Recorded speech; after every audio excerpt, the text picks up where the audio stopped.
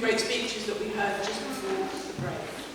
And now moving into a different part of the evening where we come to our table topics. So with 4 colleagues who are going to be given an opportunity to talk about the same subject that will be introduced to them as they come into the room. And just to give a little bit more of an overview as to what that looks like and the actual format, I'm going to hand over to our President, Mr. David Hall. So, big round of applause for David.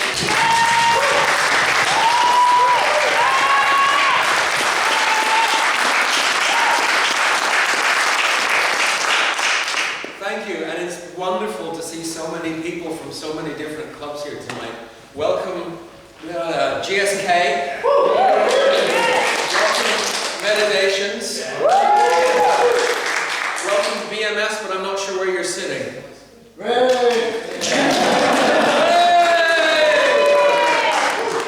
Welcome to our sister club, Riverside, with whom we have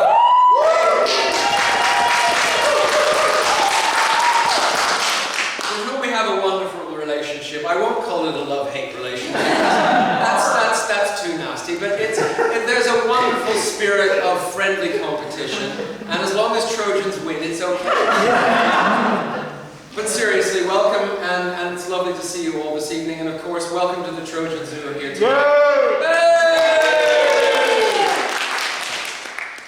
So, I have a really fun job tonight, and that's because I'm your Table Topics contest chair. So I have a serious role to play as well, because as the contest chair, I'm responsible for making sure that it works and all that. But running Table Topics contests are really quite cool, because the candidates have no idea. And I can play with their minds. The way the competition works, Table Topics, as normal in Toastmasters, 1 to 2 minutes of speaking. At 1 minute, the green light will come on. At 1 minute and 30 seconds, the amber light will come on. And at 2 minutes, the red light will come on. As with the humorous, the red light will come on and stay on until the speaker finishes. And there will be no warning or anything like that. But if they go beyond 2 minutes and 30 seconds, that particular speaker will be disqualified. And if they fail to speak for at least 30 seconds, I have my doubts that in an area level contest that'll happen, but one never knows. I could be really nasty with my topic. Minimum of 30 seconds, but obviously targeting 1 to 2 minutes. And the way it works with Table Topics, because everyone's getting the same question or the same topic, the 4 candidates will be escorted out of the room and then brought back into the room one at a time, because obviously if someone's giving the talk, the others can't know what the subject of the talk is, or it wouldn't be a proper table topic. And we can't have a competition when everybody gets a different table topic, because it's kind of difficult to compare. So we'll be doing that, and the 2 sergeants at arms, Russell and Paula, will be guiding the 4 contestants out of the room, and then they'll come back one at a time. So what will happen then is, as they come into the room, the contestant will stand by the door. I will state their name. I will give them the table topic. I will give them the table topic again, and I will state their name again. And then they make their way to the stage, and when they begin to show signs of communicating with the audience, whether that's verbal or non-verbal, the timekeepers will start. They are allowed to come up here and stand and make no motion at all and just go, oh my God, what am I going to talk about? But as long as there's no form of communication, the timekeepers won't start. But as soon as they move their body or make a sign or make any kind of noise, then, yeah, so don't kind of go, then the timekeepers will start and the clock will begin. So can I ask the chief judge, have all of the judges and officiaries been briefed? They have. Thank you. So this evening we have 4 table topic speakers. Number 1, representing Trojans, Nishta Chu. Number 2, representing GSK, Jonathan Suris.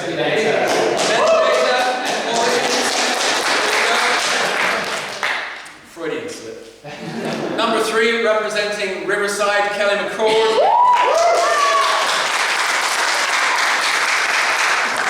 And just to balance the screw-ups, representing Metadata, no, I mean GSK, Gareth Alden. So can I ask the four candidates to please stand and follow the sergeants at arms out of the room? And then, as soon as they're out, Paula, as soon as they're out and settled, you may bring Nishta in.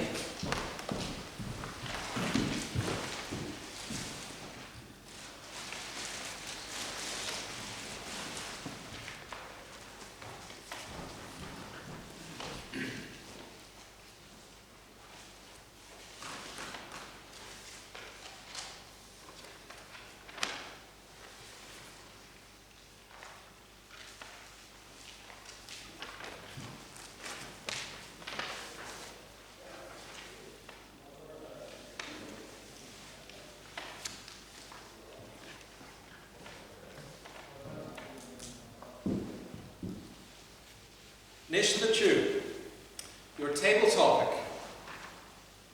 Extinction Rebellion's current activities in London are a good thing or not. Discuss. Extinction Rebellion's current activities in London are a good thing or not. Discuss. Nishta Chu.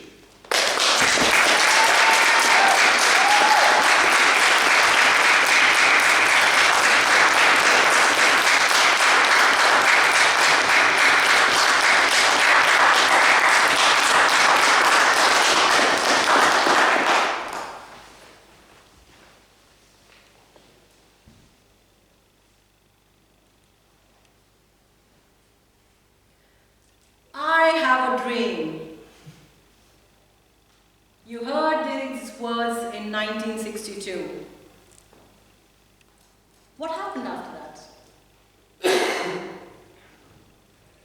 In 1920, a group of women stood up and said, "We are your equals, men, and we want our right to vote, and we want our right, our fair share in our ancestral properties." In 1962, when colored people demanded their right to be treated as equals, they were called crazy. And nobody thought in 2008 a black person would become the president of the most powerful country in the world. That was crazy. When in 1920, suffragettes said, "We want to cast our vote," everybody thought they had gone crazy. This is 2019. Tell me if Martin Luther King or the first suffragette was crazy. Were they? We're talking about our future. Your future, future of our children. Has anyone ever given a thought to the year 2100? We don't tend to think about it because it's way ahead in future. The other day I was thinking about some numbers, and it occurred to me that we have never thought about whether humanity on this planet has a future. Do you think that humanity will live another 500 years? Do you think they will be here in 2500? Well, this answers my question to your question, sir. Is Extinction Rebellion crazy or not? To summarize, I leave it to you. Is Extinction Rebellion crazy or not? Thank you.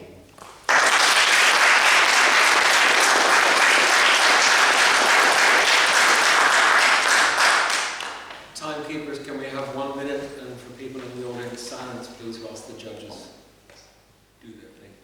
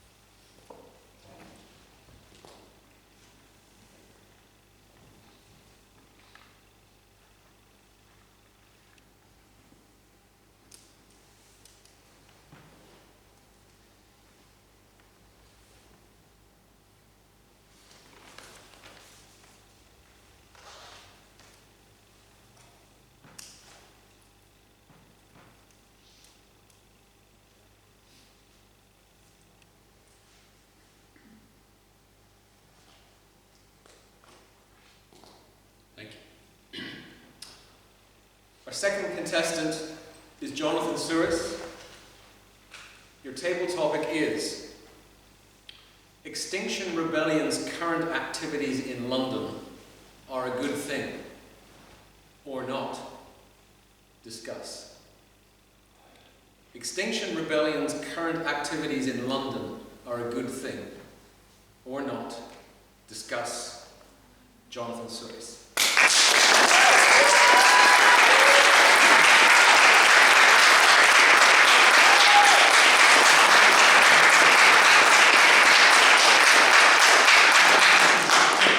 Thank you very much. What a nice, juicy, meaty topic of conversation. Yeah, very controversial, and it's been around in the news a lot recently. I'm going to answer the question right off the bat and say yes, it's a good thing.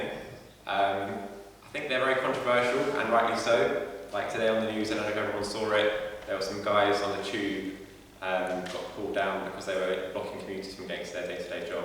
And I think that's fair enough, because it kind of really goes against the point of the mission of the organisation. People are taking public transport, they're trying to get to work, make an honest living for themselves.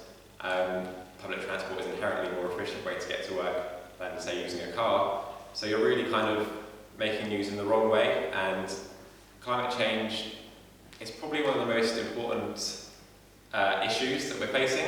Like, yeah, it's pretty bad. Like, the human race could be going extinct, or the world could change for the worse in a big way. So by making news in the wrong way, I think they're kind of shifting the debate from, why are we even having this debate? Why are we talking about climate change when instead we're talking about some guys on the tube making the news for the wrong reasons? So I think the whole movement recently with Greta Thunberg, Extinction Rebellion, is a good thing, because we're talking about climate change and we haven't been enough recently. People are just kind of tinkering around the edges. The IPCC kind of making big statements to us, and we're not really listening. Action really hasn't been taken to the level that it should be. But I think the fact that we're talking about it is ultimately a good thing. So yeah, that's my take on it, and I guess to improve, they should do things in a better way and make the news for the right reasons. But yeah, ultimately good, but to improve. Thank you.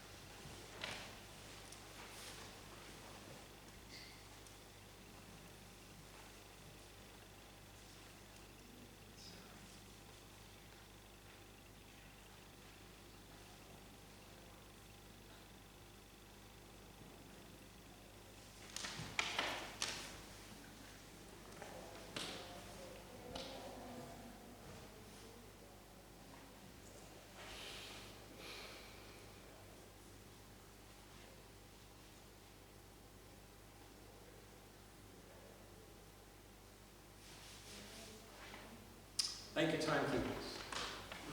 Contestant number 3, Kelly McCord. Your table topic is Extinction Rebellion's current activities in London are a good thing or not.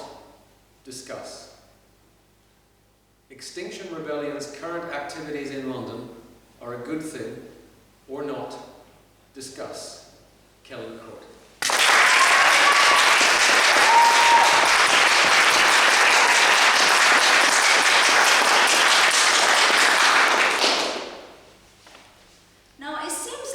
In today's society, that we're all concerned about global warming, right? Hands up if you're concerned about global warming. Hands up if you think we should all do something about it, right? But the extinction protests seem like a good idea, right? On the face of it, they're standing up for something they believe in. I'm an animal lover, so the thought of losing polar bears or penguins really does break my heart. But disrupting the trains for the working class people, how is that going to do anything to stop the extinction of animals. And how did they get there in the first place? Did they walk there? I highly doubt it. They probably used a car or some form of public transportation. I'm a fan of standing up for what you believe in, but I don't think that it's very useful to go against something. If you go against something, it just reinforces it. Hands up if you think Hitler was a bit of a bad man. Well, you guys have put your hand up faster, that's a bit worrying, I have to say. We all think that he's a bit of a bad man, and yet still today, does racism exist? Racism does exist, right? So if that's the case, why? Because we fight so hard against these things.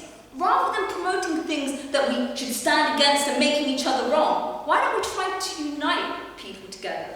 So instead of going up and disrupting trains, telling people, oh, you're bad for doing this and that, why not actually tell them the solutions to the problem? I don't think I've heard any of them say, oh, this is what you should do, this would help, something that is actually workable. So I'm not against the extinction protest per se, but what I am against is the negative judgment and disruption that they're causing, because I think it gives overall the actual message a bad name, because nobody in their right sane mind is like, yeah, let's cause extinction, right? Thank you.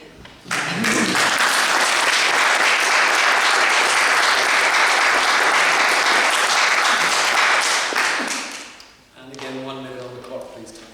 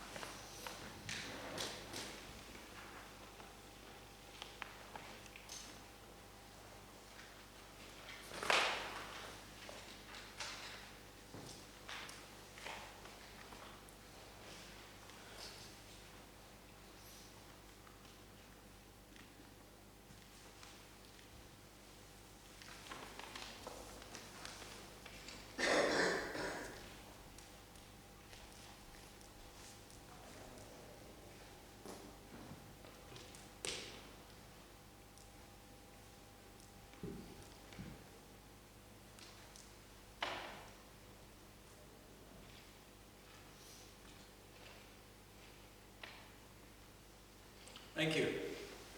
Our final contestant this evening is Gareth Alden. Gareth, your table topic is Extinction Rebellion's current activities in London are a good thing or not. Discuss. Extinction Rebellion's current activities in London are a good thing or not. Discuss. Gareth Alden.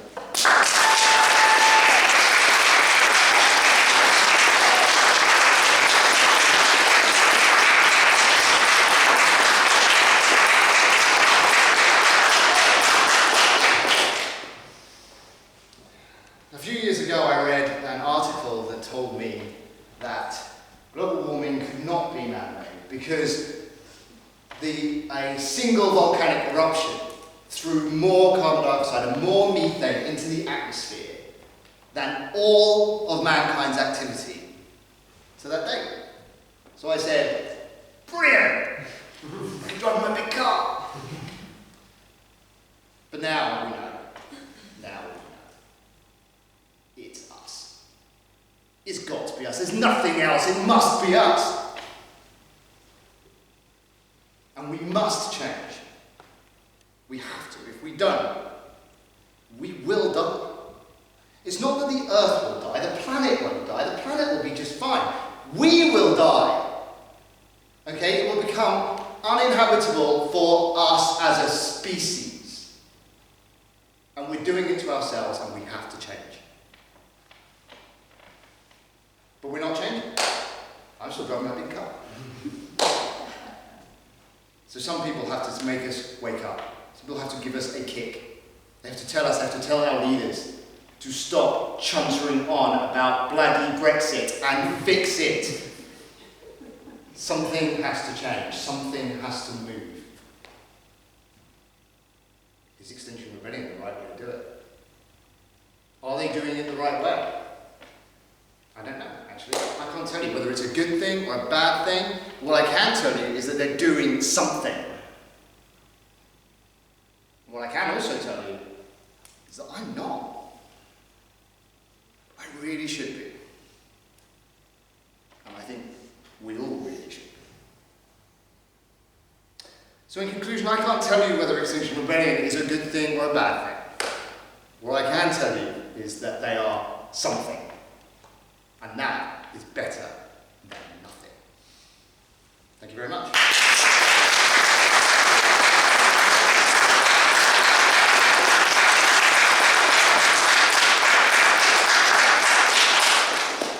And if we could now have silence whilst the judges complete their decisions and ballots, and then the tally counters will pick them up and deliver them to our Chief Judge.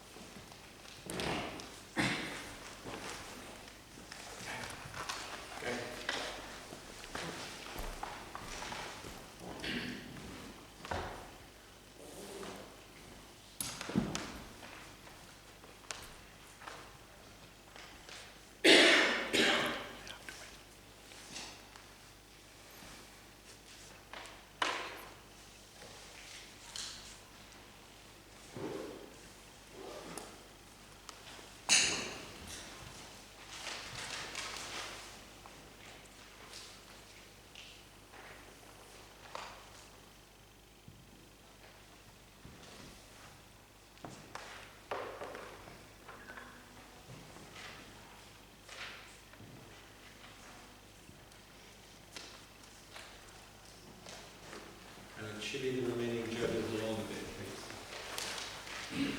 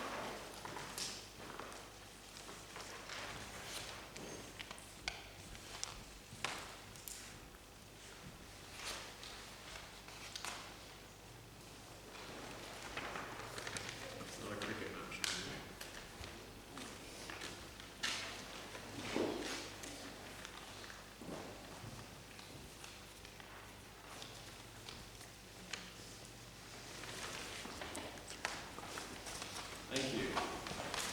So the Chief Judge will leave the room with the ballot counters. And we get to have some fun.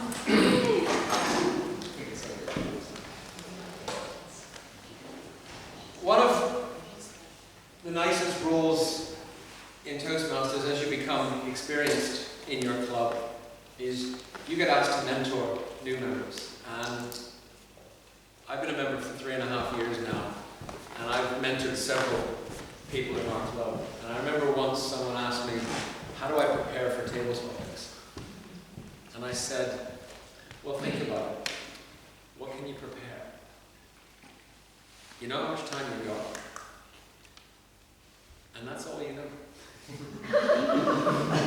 You have no idea. So you've got your brain, and you have to be able to tap into that brain. And I'm very into sort of neuroscience and neurobiology and all of that. And one of the things that I've learned, at least it works for me, is that if you can have a quiet mind, you can actually tap into a very deep wisdom, and you can find amazing things in your mind that will be relevant to your story. And so I'm going to practice this as a little exercise in terror on my own. Because normally what happens now, whilst the judges are out voting, is I'll pull out a list of prepared table topics questions. But I've been in a meeting all day, and I haven't prepared any other than the competition one. So I'm going to give myself 10 seconds to come up with a table topic subject, and then I'm going to pick someone at random, and they're going to come up and have a word. So our first table topic is Elon Musk is about to send his second rocket ship to Mars. And this time it has people on it. Would you volunteer for the mission? Elon Musk is sending a manned rocket ship to Mars. Would you volunteer for the mission? Russell Searle.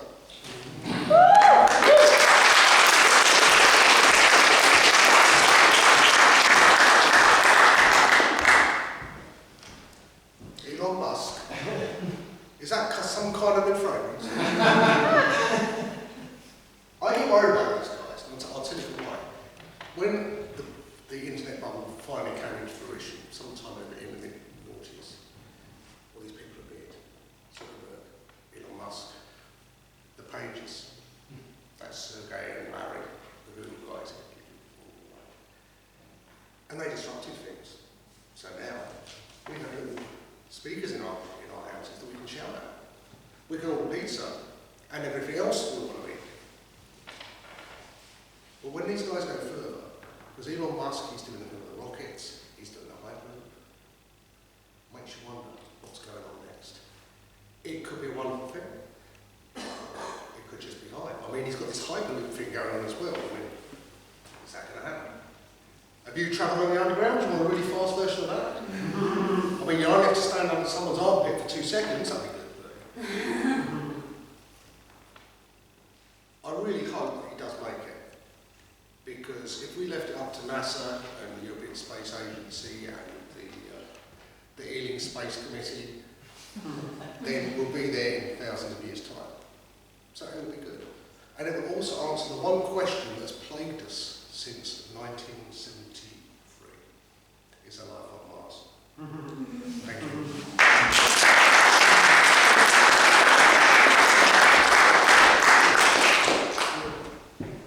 Homage à David Bowie. Question number 2 was in my head, and now it's gone. But that's okay, because this is an exercise in terror. My own terror, that is, not yours. Okay, I'll go on to question number 3. It'll come back. The Church of England should sell its entire portfolio of assets and donate the proceeds to charity. Because nobody's going to church anymore.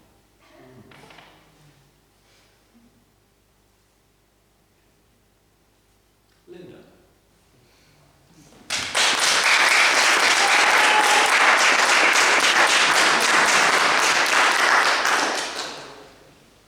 The Church of England has a lot of assets. It's probably one of the richest organisations in the country. I don't know. I'm not an accountant. I don't understand finance very well, like my friend Joshua at the back. But I think the Church of England could probably make more money to give to charity by holding onto its assets and using them well. I didn't go to church for a long time because I was brought up to be very religious and repeat catechism and things. But recently, I've started taking more of an interest in community things and so on. And what I have seen is there's so much done by the church, not just the Church of England, the Catholic Church, the Methodist Church and so on. In Ealing, they run night shelters, they do befriending, they organise things for families who can't afford to do it for themselves around Christmas. So I think the church is doing good work, and it's not preaching on a Sunday, it's all the fantastic work they're doing in the community. And therefore, with the little bit of financial knowledge I have, I think the church should use their assets to create more money to put into charity and serving the community. Mr.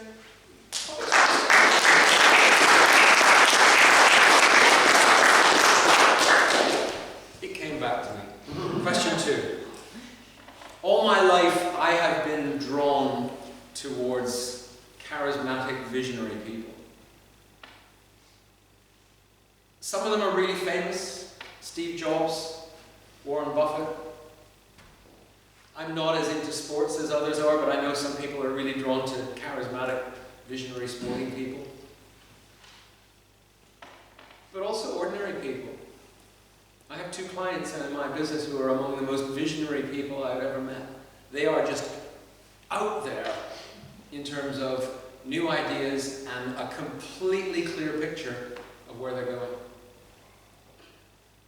Tell us about the most visionary, charismatic person you've ever met. Bonnie.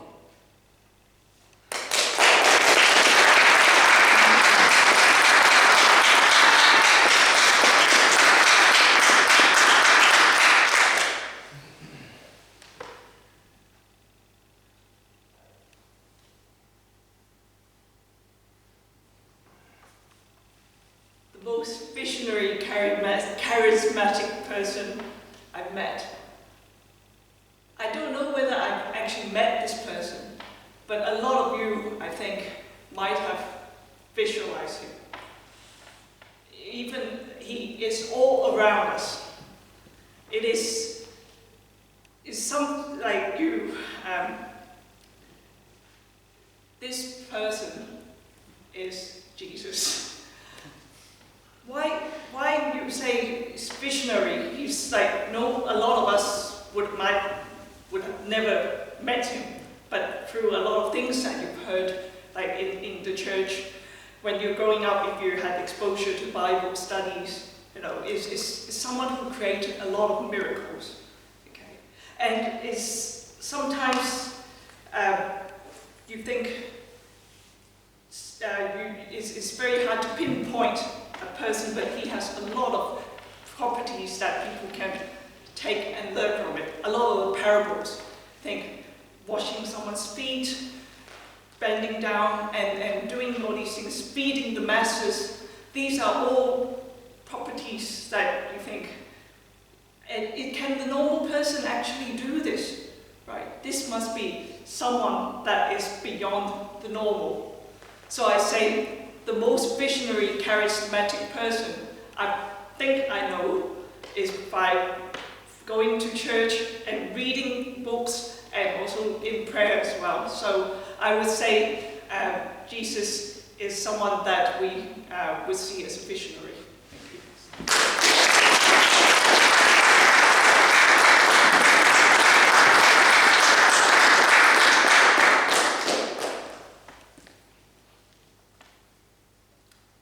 Money is the root of all evil.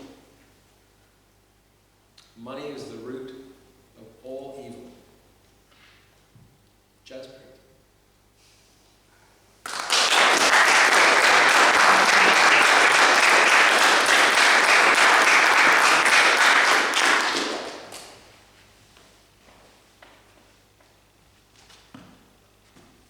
Well, I don't think money is the root of all evil, but I think too much money is also bad. Yesterday I was watching a serial on TV where I saw a couple of kids, maybe they would be 18 or 19. There was a family of 5 or 6 people who were living in one room with no kitchen, and they were studying from 9 to 7 and working 7 p.m. onwards till night, just to feed their family.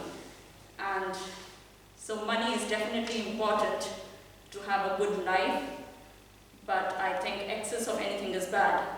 So I would say one should have enough money to have a good life, but as a human being, I don't think we are anytime satisfied with what we have. We always think we need more. Oh, I'm on this much salary, I think I could do better with this, and I could do better with this, and there is never satisfaction in life. So money is not the root cause of any evil, but yes, money is definitely necessary to have a good life. Thank you.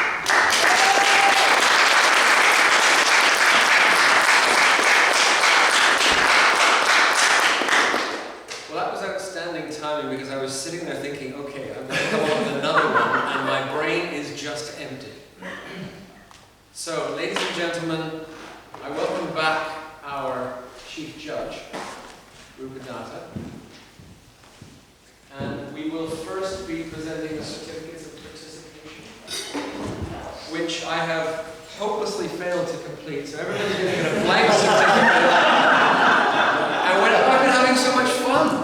And when it's all over and done with, I promise you, I will fill them and sign them. So, can I ask Glenn to come up on stage as the contest chair for the humorous speech contest? And of course, Glenn's filled his out, hasn't he? No? Yep, he has. His are black and white, mine are in colour. Glenn, the stage is yours. Well, you may be twice as important, but you're only half as efficient. But I've had longer to write the names on than you. So we like to give all speakers a certificate of participation, because without them we wouldn't have the contest, we wouldn't have the entertainment, and individually we wouldn't have the learning and the ideas that we get from watching and listening to them. So in no particular order, and I'm also going to ask each of them a question when they come up. So our first certificate goes to Sumit Singh.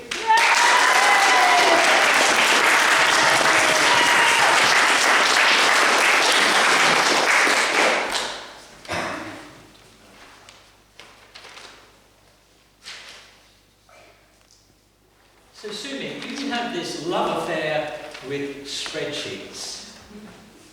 And I'm sure people are curious. What is the spreadsheet with the greatest number of rows and columns that you've ever got quite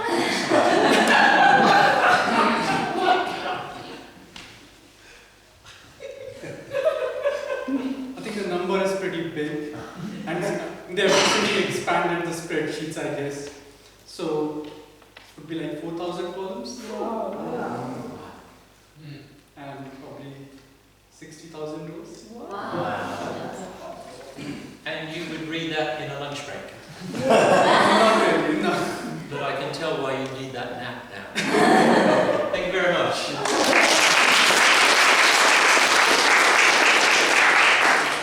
That spreadsheet would almost stretch to Mars, wouldn't it? Our second certificate of participation goes to Ben Griffiths.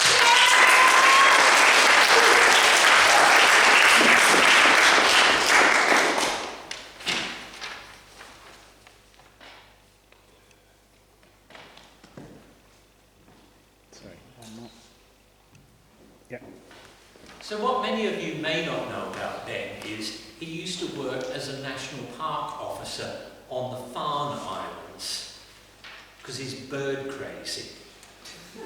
So Ben, what bird, be careful with your answer, what bird gives you the most inspiration? You're not going to like this answer. Anything that's not a puffin. Because they're just a bit overrated. There's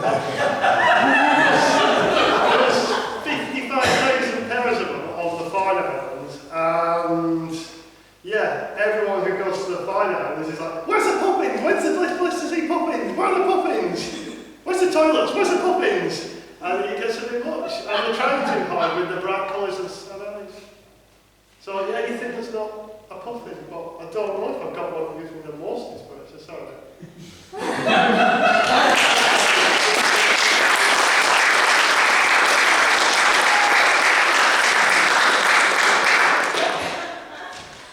May I draw your attention to the fact that a famous train was called the Puffin Billy, not the Egret Billy, not the Spoonbill Billy or the Heron Billy. I suppose you wouldn't like that train either. I think I'm getting angry. That's the end of my certificates.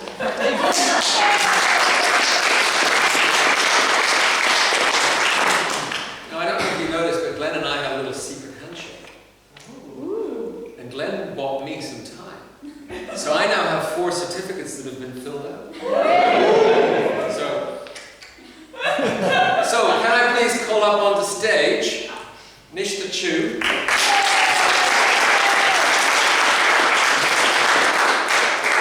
Jonathan Suris,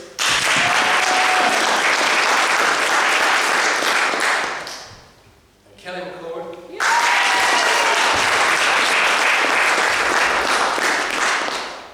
and last but certainly not least, Gareth Oldham.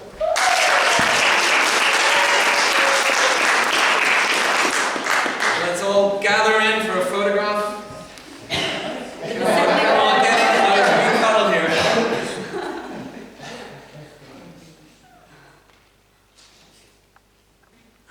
Thank you. Wonderful.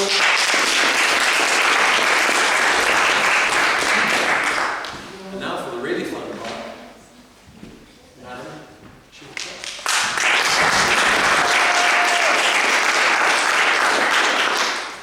Contest chair, so I've you done the whole splurge about what happens next? That went left to me. That's the left to you. Okay, are we all enjoyed this evening? Yes! Okay. Because of the way Division B is made up, and it is the only division in the district that has 4 areas, the first and second place getters in both competitions, assuming that there's been no disqualifications, will go through to the Division B finals on the 9th of November in Hammersmith. Thank you. In the morning, we will have the table topics contest, and in the afternoon it will be the humour and speech contest, but it is a conference. So we will also have the Division B Hall of Fame in the morning with Florian Bay, just so to warn everybody. So you're aware, even that's doing it. However, there are a number of people in this audience that will be being recognised that morning as well, so please do come along. Myself and Katie Darianani, I think most of you have met her in some capacity, will be running the educational presentations in the morning, and then after lunch we've got the humour and speech contest and a keynote by Anthony Bennett, that I think some Riversiders and Trojans know. He did start Life as Trojans, we'll take credit for that. Right? Yeah. He's now an international speaker, very inspirational, and his story is amazing. I can hear it time and time again, which is why I've invited him back to this conference. I just wanted to say one other thing before I announce the results. Last night, David hosted an event and a few of us went, and it was a very good example of how networks work. So there were a few Toastmasters in the room, there were a few people from another network that David goes to, and I met a few people that I've known from various networks as well. It all sort of comes together. But needless to say, when people start asking you about what Toastmasters is and why you join and why you still do it, one person in particular, Matt, said, "Oh yeah, what's this? What do you get out of it?" And for me, tonight is a very, very good example of my biggest win so far this year. We have GSK, who only charted at the very end of June, joining us and participating. So again,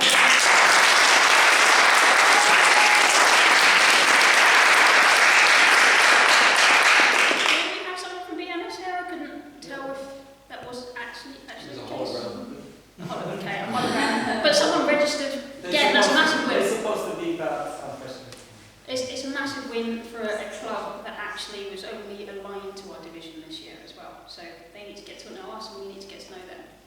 Metadata have had some challenges. But again, thank you guys, turning it around, and thank you for taking part.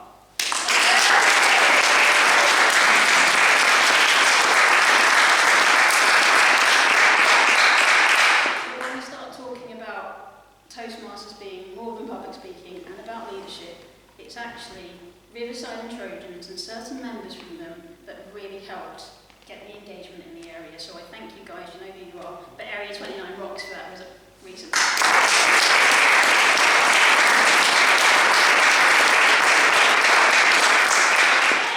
I invite back up our contest chairs and our area director for the results?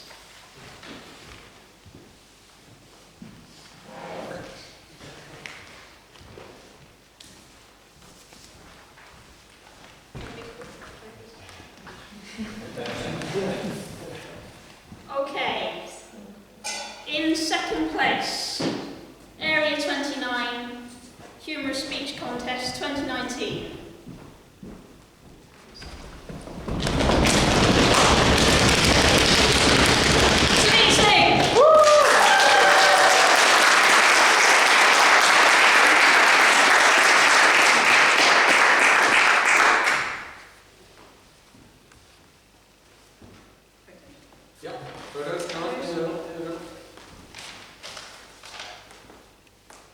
Close up. Thank you.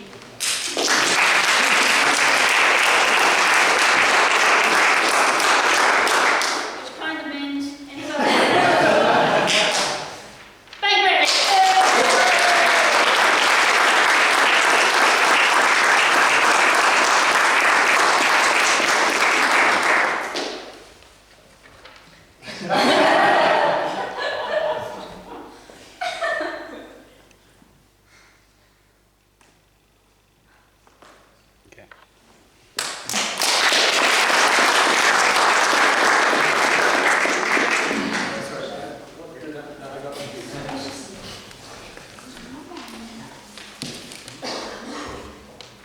Bang, bang,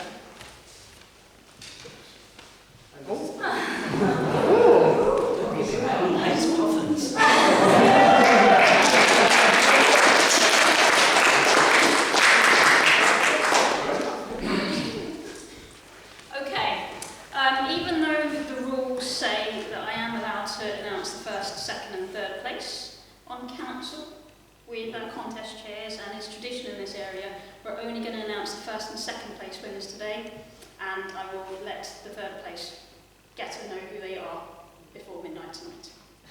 Okay? So, going through to the Division B finals on the 9th of November. In second place, Mr. Chung.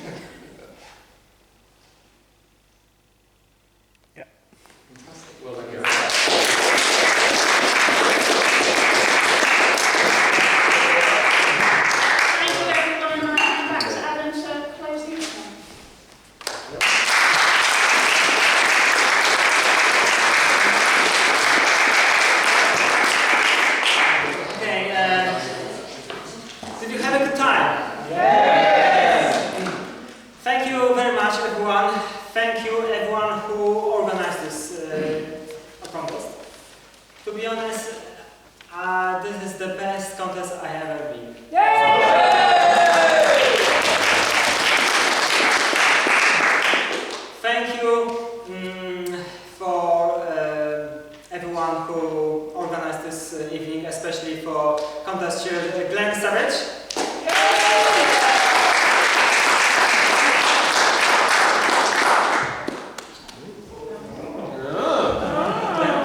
Booze galore.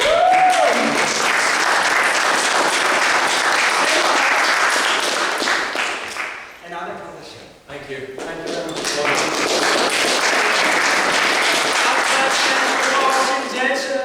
Judge Rupa Data.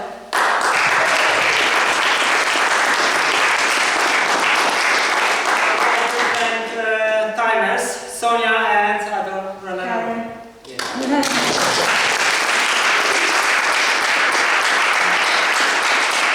Four counters, Gagan and Simon.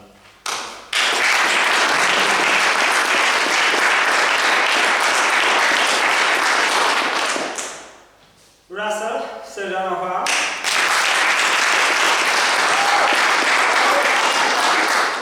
And also for secret judges.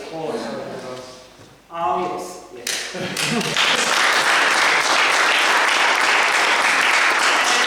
our secret judges, we didn't know. As you know, next level is on division 9 of November. So everyone is welcome. Please register. Is the links on the website. And that's it. Thank you very much, and hope you stay a little bit for networking. I was just going to say, as the president of the host club, we still have a lot of food out there. I did kind of notice that the bottle of wine that I got, and I'm guessing Glenn's is too, is actually chilled. So, if anybody would like to stick around for a glass of wine with their nibbles, please do. Otherwise, the food's going to go to waste, and we don't want Extinction Rebellion coming up. so please stick around. We don't have a pub above or below us, but please stick around for a drink or a cup of tea and some more food, because otherwise it's just going to go in the bin.